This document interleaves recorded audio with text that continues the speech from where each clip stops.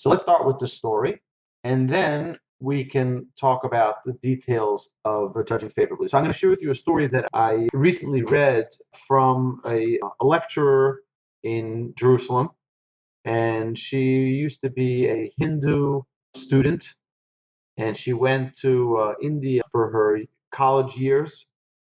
And before she left to college, her friends told her, just don't forget that you're American, they're Indian, and don't try to make them American.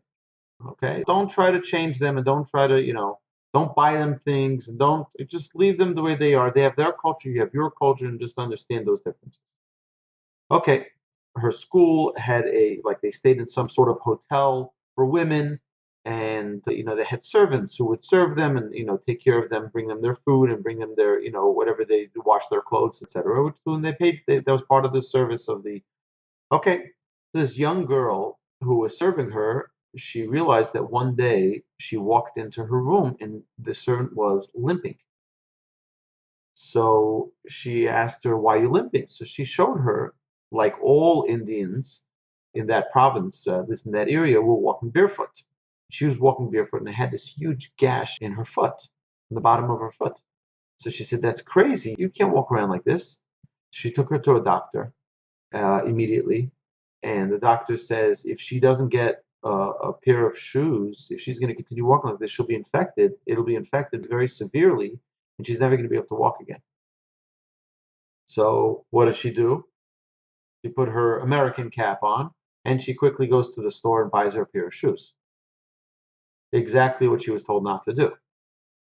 So she goes and buys her a pair of shoes. And then she, tells her, this, whatever it was, she didn't have a lot of money. I mean, she was a student. She has a little stipend. She used her stipend to buy her these shoes. So she says to her, listen, you have to wear these shoes every day. Okay, do you hear me? Every day you have to wear these shoes. Okay. This young girl didn't talk a lot. She worked hard, didn't talk a lot. Okay. The next day she comes to the room and she's not wearing the shoes. She says, what's the matter? I thought I said that you should wear these every day.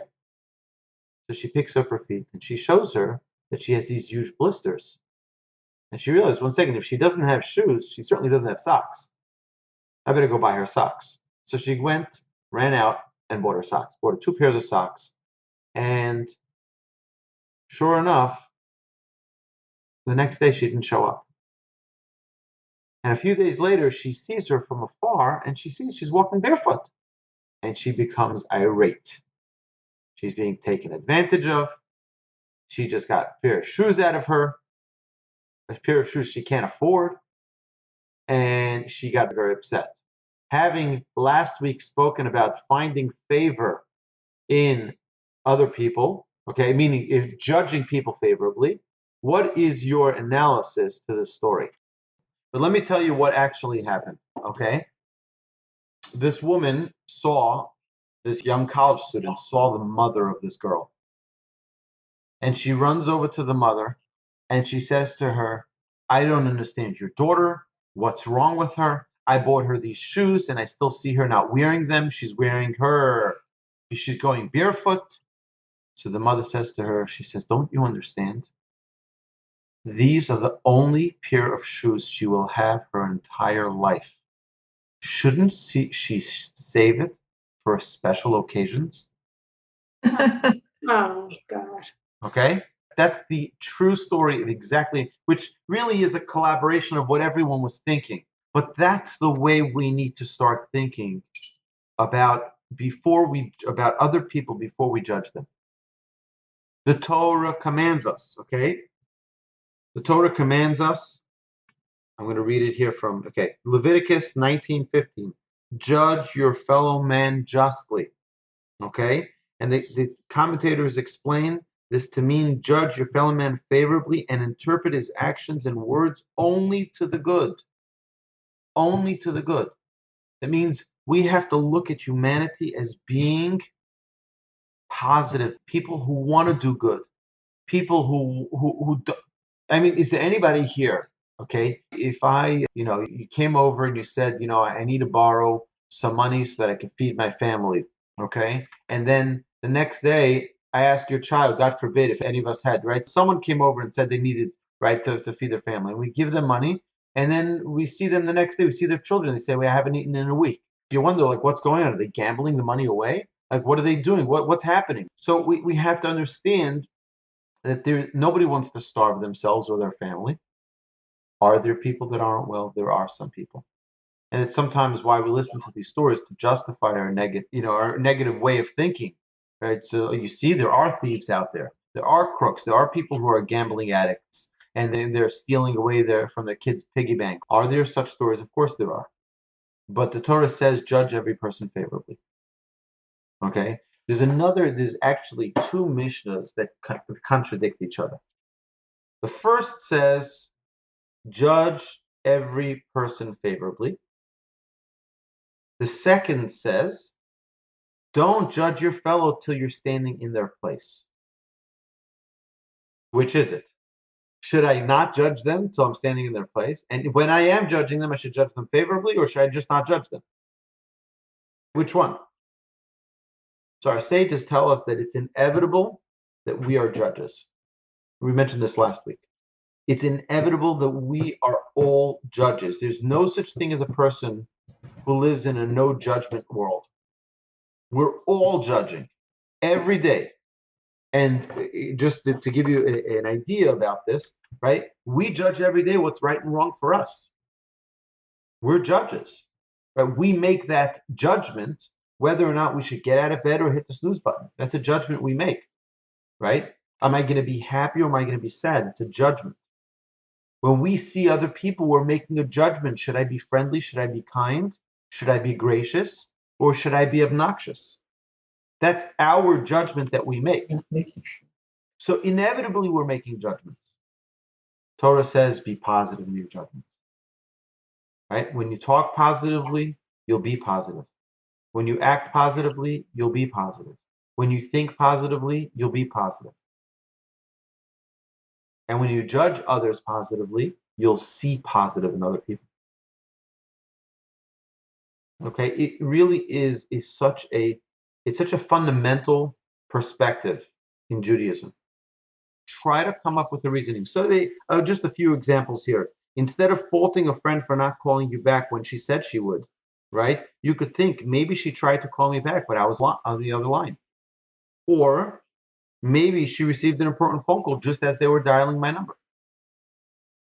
Instead of faulting your spouse for being late again, which my wife could do to me because we've already established that I'm punctually challenged. So you could think, I'm not time challenged like he or she is, but how much have I really changed in my own ingrained bad habits?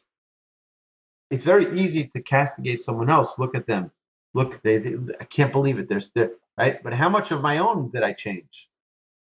And sometimes they're not as visible. Instead of faulting a repairman for not coming when he said he would, leaving you sitting at home all afternoon waiting, you could think his previous client may have had a more complicated job than expected.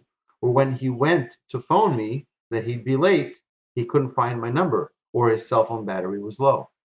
These are all real things that happen to us. I have someone who once told me, he says, Rabbi, I have no problem. I said, I have no problem if you don't show up. Just call me.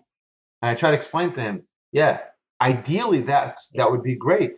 But when a crisis comes to you and someone needs you immediately, which happens many times, and I have to just drop everything and go sit and talk to the person or deal with the case, it's like it takes your full resources and you get so yeah, could we text them?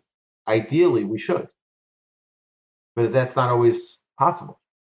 Sometimes I've had many times where I leave my phone at home, I leave my phone in my car so I can focus on what's going on. And then you can't say, oh, just give me 1 minute, I'm going to run to my car, text the person, especially when someone's in a serious crisis. That's not possible. So the tool of judging people favorably is all in our mind of how we're going to look at the world. Imagine the following, okay? Imagine your mother. Mother's a good woman, a righteous woman. She raised you. She took care of you. She fed you. She taught you how to use a spoon, right? She taught you everything you know, okay? and she does something that is hurtful to you, okay? But you know your mother, and you know your mother doesn't hurt people. She's so calm, she's so gentle, she's so pleasant to other people. That's not who she is. So you'll overlook it. Why will you overlook it? Because I know that this is not the way she is. She is not a difficult person in the sense that she does. Perhaps, okay, I don't know. I haven't had the privilege of meeting your mom yet. What our Mishnah says is judge the whole person favorably, not every person. You can read it two ways. It can either be judge every person or judge the whole person favorably, meaning you have to see the full picture of who the person is. For example, someone who's always meticulous and careful with every single penny, and you see them being not so careful. You know that they're always very careful on every single penny. They're meticulous. And suddenly you see them being not so careful. What is that telling you? I had a guy actually call me up. This is an individual who did very well in business, and he would support his mother. He would support his mother very generously. He would send her money every month. He'd pay her rent. He'd pay for her the dog walker, and he'd pay for her medical bills, and pay for this, pay for that. And then she said to him, I need to get my teeth done. He said, teeth done? You don't have teeth. She was 90, in her 90s. You don't have teeth. What are you talking about? She says, no, I need to get my teeth done. Okay, so how much do you need? She needs another $500. No problem. He sent her another $500. And then the next month, she says, I still need to get my teeth done. He says, 1 second. I sent you an extra $500 last month. What's going on? She says, yeah, I ended up, whatever. I need to do it again. Okay? And and he used to call me and vent. Vent. He's like, she's a thief. She's a crook. She lies to me through my. He says, I don't mind giving her the money, but don't lie to me to my face. And he would get very upset. Now I would always say, listen, we have to judge the whole person. He says, look, as a child, she lied to me too. He says, her whole life she was a liar. That's what he said. He said, but she's still my mother, so I want to help her out. And now you have to understand, that's a very challenging situation. How does such a person judge favorably? He says she was always a gold digger. He says this is the way she is. This is what she always did. She'll take advantage of anybody. And this is the way the son sees his mother. That's very challenging. Okay? I'm not saying that she's a rotten person. I'm not saying that at all. But I am saying that it's very difficult for someone in that situation to find a positive way to judge someone who he knows so well. Because he also has the whole background of all of those years of the same experience.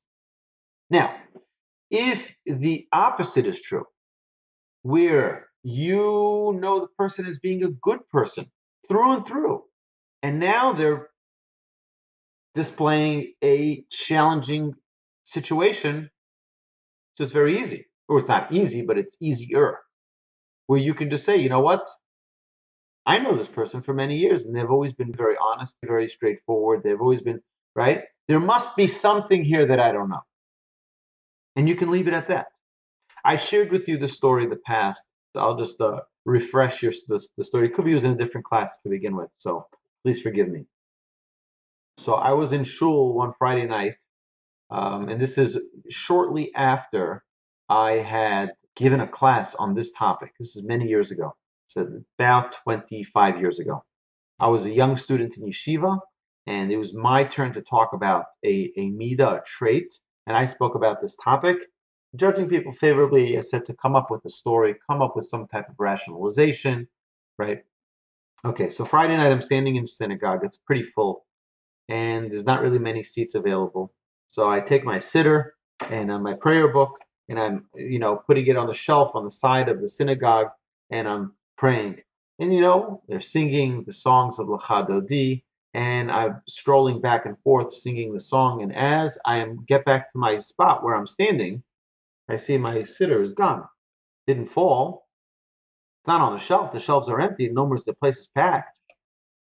I see a guy walking away. He's with my sitter, using it for himself. Okay, a little obnoxious, but okay. Judge favorably. Okay. So there are no more sidders. I'm looking around. I take a chumash, which right, so I can look at this week's Torah portion. While I'm praying, I know the prayers by heart. If there's no siddur, you could pray by heart. Okay, so I open up the chumash.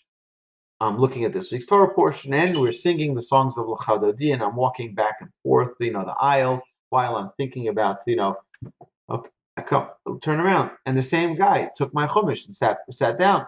I'm like, well, what in the world is going? I mean, it's not like it's obvious that it's me. Okay, it's pretty obvious, I think, to most people, but I have to judge favorably. I have to judge favorably. So what I did, and I've done this many times since, is I asked Hashem to give me a rationalization. Give me a positive way to figure out that this person didn't do something evil, didn't do something bad. So Hashem gave me an idea, and I said I'm gonna make up a story, and I'm gonna stick with this story. And my story was that this person's wife just gave birth right before Shabbos, and he came back a few minutes before Shabbos, and it's all hectic and all chaos, and he has other kids at home, and he doesn't even know where he is right now. He doesn't even know what's going on. And sure enough, that was the story I came up with, and I'm sticking with that story. At the end of davening, when they make all the announcements, this guy goes over to the gabbai of the shul, who makes all the announcements, and he whispers something into his ear, and the gabbai gives a big bang on the bima, and he says, Mazel Tov, just before Shabbos, had a baby, and they made it back just in time, right before Shabbos, and tonight there's going to be a celebration in their house, and I was elated with joy. I was like, Hashem listened to my prayer, and I was able to judge this person favorably. And it was like, what random likelihood? What is the likelihood that you come up with the right story? And one of the things that I found is that when you try to make up a story to find the benefit in another person, you'll see that many times you'll be right. Just go crazy. Figure out something positive about the person. Try to twist the story as senseless as it may seem. Make up a story, and you'll see that more times than not, you were right. And think it could be a crazy story. And ask the people, follow up after. And you don't have to accuse them. You just say, listen, I'm working on a trait of judging every person favorably. You told me you were going to call me at 9. You didn't call me. I think you're a great person. I know you're always responsive. Why did you call me? I just want to see if my judging favorably, I came up with a story that something very important came up and you were, too busy to call. She said, that's right. That's exactly what happened. I was actually thinking that I needed to call you, but I couldn't because guests came to the house, and I was like, right, you'll see it could be very satisfying when you guess the right judgment. Right? It really is a special thing, right? So the question is also, how do we deal with people who are younger than us, or children? They're distracted with many different things, and we can ask them to fulfill certain responsibilities, and they don't. They say, yeah, I'll take care of it, and they don't. And how do we deal with those types of situations when we have expectations that have been made very clear? Like I have with my children all the time. I tell my daughter, okay, so you're going to do this and that, and then she doesn't, and I'm like, didn't we discuss this? She's like, what? Right? Yeah, I'm sure we all. Right now, and she's not lying. I really believe that she has no idea what I'm talking about because she just wasn't there when I said it the first time. She wasn't there. So what I try to do is I try to have her repeat it to me, so I don't get into a situation of frustration. But I say, okay, what did I say? You take that out of the oven in 20 minutes and you feed the kids so that it doesn't burn, right? Oh, let me hear. What are you doing? And then she'll say, okay, at 3 o'clock, I take it at, yes, exactly, right? Now, even then, we all make mistakes. We're human. I want to step back a second. But we have to realize that this world is a workshop. It's one big workshop. We're not in this world to just live life. We're here in this world to perfect ourselves, to become better people. And we will all be challenged with certain situations that come up that will test us. And when you have a case of judging someone favorably that presents itself before you, it's a test in that workshop of life of how you are going to deal with this case. Okay, it's a living scenario that comes to your door, and we have these dozens of times a day where we need to make certain judgments, we need to make certain decisions based on the information we have. And the first thing that we're learning here is we don't always have all the information. And that's the most important thing. You can only make a decision based on the information you have, but you don't have all the information. And even when the person tells you that you have all the information, you still don't have all the information. So I'll give you an example. Someone says to you, this happens many times when people are trying to make a surprise birthday party for someone. So they say, well, 1 second, didn't you tell me you were going to do? Yeah, someone came over and this and that. And that wasn't either true.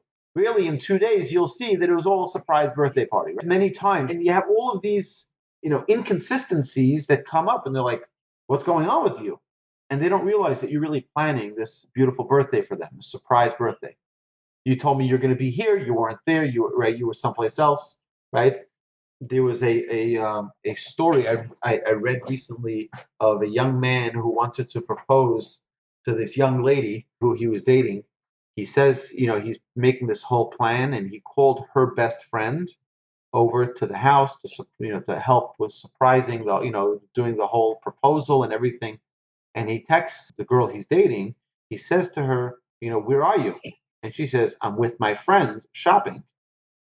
The friend was with him right there in front of him. Meanwhile, she just was surprising him. He wasn't aware of that, right? And later on, he confronts. He's like, "Look, I'm calling off this proposal because she's lying to me. Clearly, she's lying to me." And then when she came, he's like, "Where were you?" She's like, "I was with my friend." "What are you talking about? Your friend was here." And it was an eye-opening situation where sometimes we don't realize that the other person is trying to do something special for us, and we can fall into that trap of judging them negatively. So, judging others favorably does not preclude self-protective actions and positive steps to redress wrongs. By judging others favorably doesn't mean to leave your $300 iPod on your desk when you go to the restroom.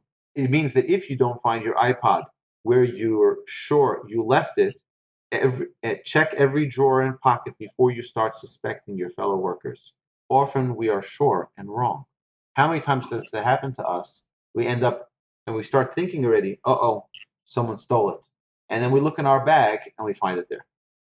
Why is the first thing to judge? I can't believe it. They're so dishonest. They just walked over to my desk and took my phone. And meanwhile, we didn't realize we already put it in our bag. So again, it's retraining the way we judge, retraining the way we think.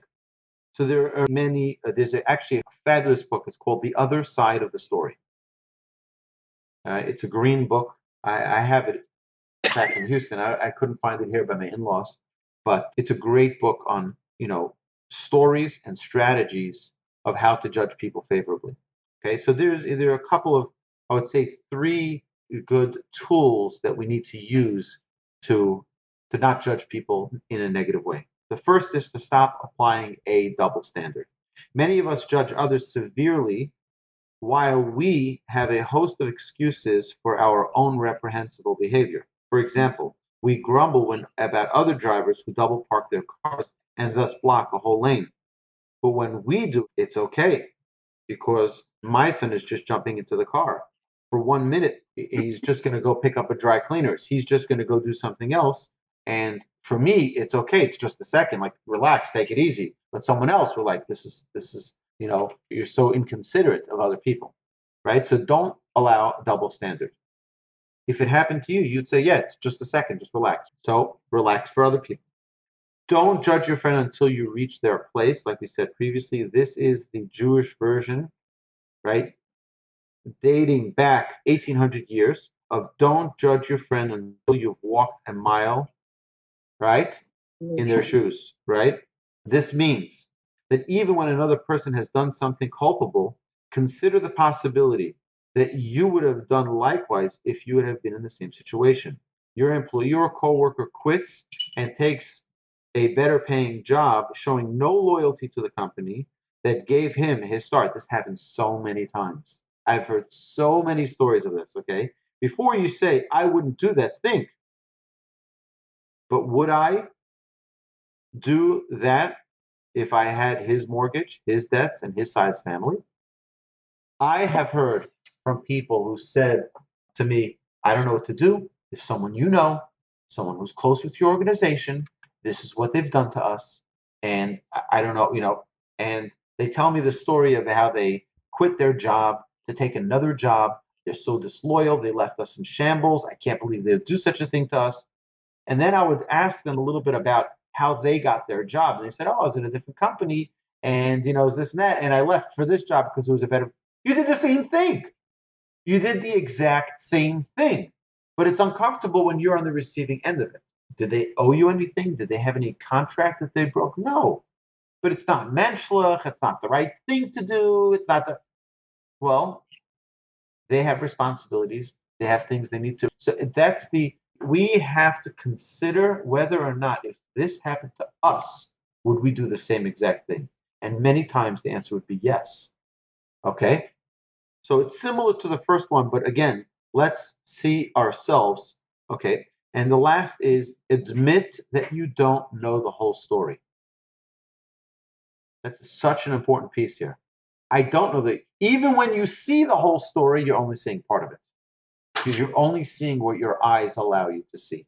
Okay? No court would render a judgment based on insufficient evidence, but we do it all the time. We see someone do something reprehensible, and we immediately decide guilty.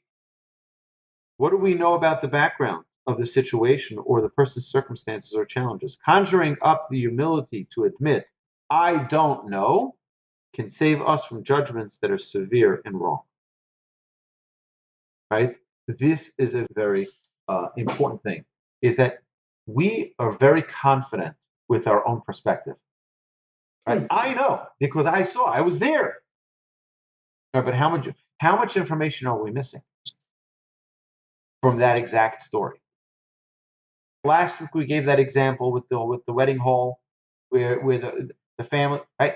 And we were all confident that we knew this guy is wrong. He's a thief. He's a crook. And little did we know there was a whole other part of the story. And all of us could have contributed to that campaign. All of us could have been attending that wedding, and all of us could have been dead wrong on our judgment. Unless we're willing to admit, you know what? I don't know the whole story. And if I'm willing to accept that I don't know the whole story, it'll be much easier for me to not judge people in a negative way. Right? There are thousands and thousands of stories that occur every day where people are being judged and could have been judged positively. They're being judged negatively because we don't know the story. And we walk around with these feelings about them. I can't believe they didn't invite me to their. I had a guy yesterday tell me, I was visiting, social distancing, of course, with a friend here who lives near my in-laws in Passaic, New Jersey. And he was telling me about someone who didn't get invited to their daughter's wedding. He didn't get invited. I said, they were very insulted, very hurt. I thought we were closer than that. I thought, why wouldn't you invite me to your daughter's wedding? He says, I invited you to the wedding. Right? 3 months later, they got the invitation. Someone said, my sister-in-law was telling me that her son's bar mitzvah, one of her friends told her she was visiting with another friend, and they said, why don't we go to the bar mitzvah? Shabbos morning, why don't we go to the bar mitzvah? She says, I'm uncomfortable, even though I know her very well, but she didn't invite me. She didn't invite me to the bar mitzvah. She said, just come anyway. No, she didn't invite me, I'm not going. She says, I did invite her. I did invite her. I absolutely did. She checked her. And by the way, I had this with my son's bar mitzvah. I got many people's envelopes back. And what I did was I took a picture of the envelope. Even if I got it back after the bar mitzvah, I would send them a text. I said, I want you to know I got your invitation back. You were invited. I wish you would have joined me, joined our family. I'm so sorry that you didn't get it on time for the bar mitzvah. If these things happen, the U.S. Postal Service is not exactly the most efficient agency in the world. So sometimes your envelope will get lost and they can get it years later sometimes. And the question really is, why do people want to feel, can't believe they would do that to me? I can't believe it. Do people want to feel that way? So why do people rush to that judgment? Like the rabbi didn't greet me when I walked into synagogue. He didn't know that my daughter had a baby. Why wouldn't he say Mazel Tov? Why wouldn't they include it in the announcements? Most likely because they didn't know about it. Right? It doesn't have to be a whole complicated, convoluted story, right? Most of the times it's very simple things. You know why they didn't visit you when you were sick? They didn't know about it. Okay? So I actually had once a story where someone was sick in the hospital and they called me to come visit them. They said, please, Rabbi, I don't have any people. I want you to come visit me if you can. And I came to visit them and they were sleeping. I came, I asked the nurse, when are they going to be up? They said, I don't know. She's dozing in and out. I don't. Okay. I came, I was there. I didn't think twice about leaving my business card there, like informing them that I was there. I told the nurse to just let them know that Rabbi Wolbe came, right? A little while goes by, I don't hear from them. I call them in the hospital, and they're like, yeah, hello. Like, and they're very disappointed. You can hear it in their voice. Like they've been built up. It's been built up. I'm like, what's going on? I said, you sound like you're upset. Well, I asked you to come visit me. You never visit me. I said, well, guess what? I did. I actually even told your nurse that I remembered the name. I said, I told your nurse to tell you when you woke up that I was there. Well, she never said anything. I said, I'm so sorry. I'm going to try to come back again. I came back again and they were sleeping again. This time I left my business card there on the table. On their table, I said, I'm putting a business card here so they know I was here.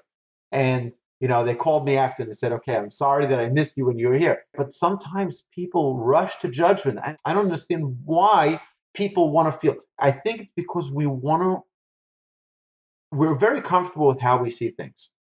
And when the circumstances aren't exactly the way we think them, sometimes we don't want to let go of how we saw it. Maybe it's an oversimplification of the psychology here.